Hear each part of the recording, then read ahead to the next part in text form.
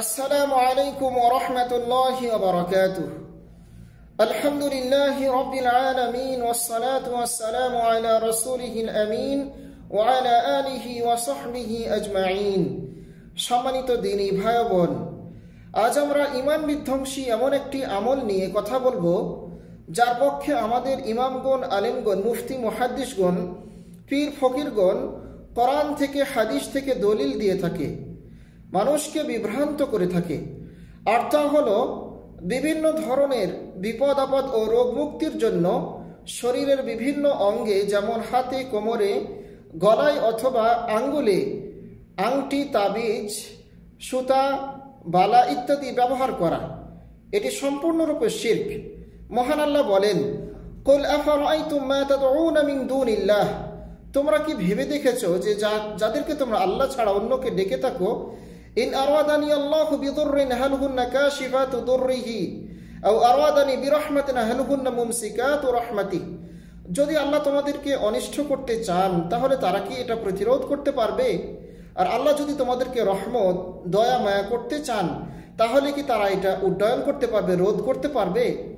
কুল হাসবি আল্লাহ, বরঞ্চ তোমরা বলো আমরা এগুলোর উপর আস্থা রাখি না, আমরা আস্থা রাখি, ভরসা রাখি আল্লাহর উপর। আলাইহি ইয়াতাওয়াক্কালুল মুতাওয়াক্কিলুন, আর আল্লাহ কি যথেষ্ট নয় তোমাদের জন্য? নির্ভরকারীরা তার উপরও নির্ভর করে থাকে। ইমরান ইবনে হুসাইন রাদিয়াল্লাহু তাআলা আনহু থেকে বর্ণিত, আন্না নবী সাল্লাল্লাহু আলাইহি ওয়াসাল্লাম রাআ রাজুলান ফি ইয়াদিহি হালকাতুন মিন সুফ, একদা রাসূল সাল্লাল্লাহু আলাইহি ওয়াসাল্লাম এক ব্যক্তির হাতে দেখলেন যে তামার একটি বালা পরিহিত। ফাকাল মা হাদিহি, তখন তাকে জিজ্ঞেস করলেন এটি কি পরিধান করেছো? ক্বালা মিনাল ওয়াহিনা, তিনি বললেন আমার দুর্বলতা কাটানোর জন্য এটি আমি ব্যবহার করেছি, পরিধান করেছি।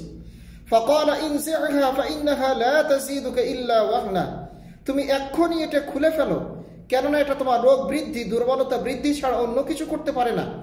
ফাইন্নাকা লাউ মিত্তা ওয়া হিয়া আলাইকা মা আফলাহতা আবাদা, তুমি যদি এটা পরিধান করা অবস্থায় মৃত্যুবরণ করো তাহলে তুমি কখনোই সফলতা অর্জন করবে না, পরকালে তুমি কখনোই জান্নাতে যেতে পারবে না, চিরস্থায়ী তুমি জাহান্নামী হবে, কেননা তুমি এর মাধ্যমে আল্লাহ ছাড়া অন্য কারো প্রতি আস্থা, ভরসা পোষণ করেছো, আল্লাহ ছাড়া অন্য কাউকে রোগ মুক্তির কারণ বানিয়েছো। সুতরাং এটি শিরক স্পষ্টত, আর এর কারণে তোমাকে চিরস্থায়ী জাহান্নামে থাকতে হবে। অন্যত আমরা দেখতে পাই রাসূল সাল্লাল্লাহু আলাইহি সাল্লাম বলেছেন, মান তাআল্লাকা তামিমাতান ফালা আতাম্মাল্লাহু লাহু, যে ব্যক্তি তামিমা বা তাবিজ ঝোরালো, আল্লাহ তাআলা তাকে পূর্ণতা দান করবেন না, অর্থাৎ তার রোগ মুক্তি করবেন না, তাকে অসুস্থ রেখে দিবেন। ওয়ামান তাআল্লাকা ওয়াদাআতান ফালা ওয়াদাআল্লাহু লাহু, আর যে ব্যক্তি কড়ি, শাখা, শঙ্খ ইত্যাদি ব্যবহার করে আল্লাহ তাআলা তাতেও পরিপূর্ণতা দান করবেন না, অর্থাৎ রোগ মুক্ত করবেন না।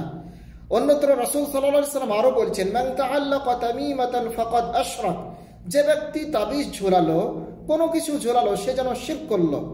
জ্বর, রোগ নিরাময়ের জন্য যদি কেউ এটি ব্যবহার করে থাকে, তাবিজ, সুতা, তাগা, কড়ি, পাথর, শামুক, ঝিনুক ইত্যাদি সকল প্রকার কোনো কিছু ঝোলালে সেটি হয়ে যাবে শিরক।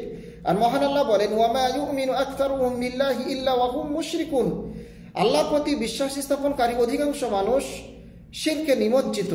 সুতরাং আসুন আমরা পুরোপুরি আস্থা রাখি আল্লাহর প্রতি, কোনো মানুষের প্রতি, জিনের প্রতি, কোনো বস্তুর প্রতি আমরা আস্থা না রাখি। আল্লাহ আমাদেরকে তৌফিক দান করুন। ওয়া সাল্লাল্লাহু ওয়া সাল্লামা আলা নবিয়িনা মুহাম্মদ ওয়া আলা আলিহি ওয়া সাহবিহি আজমাইন। আসসালামু আলাইকুম ওয়া রাহমাতুল্লাহি ওয়া বারাকাতুহু।